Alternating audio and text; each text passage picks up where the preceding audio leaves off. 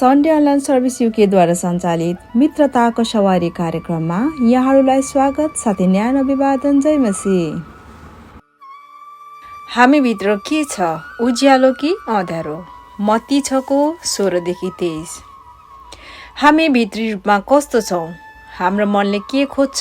कुनै पनि काम गर्नको पछाडि हाम्रो उद्देश्य के हुन्छ त?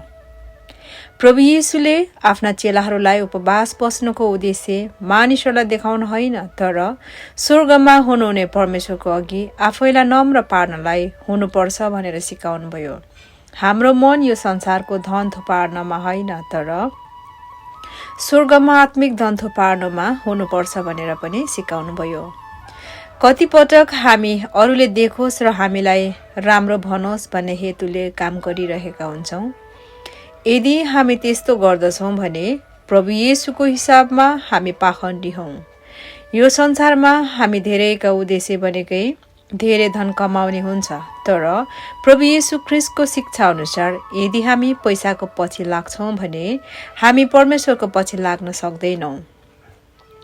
यदि हामी भित्र उज्यालो चाहन्छौँ र त्यो उज्यालो बाहिर पनि चम्केको चाहन्छौँ भने आजको खण्डले सिकाएको शिक्षा हामीले हाम्रो जीवनमा लागू गर्नुपर्छ।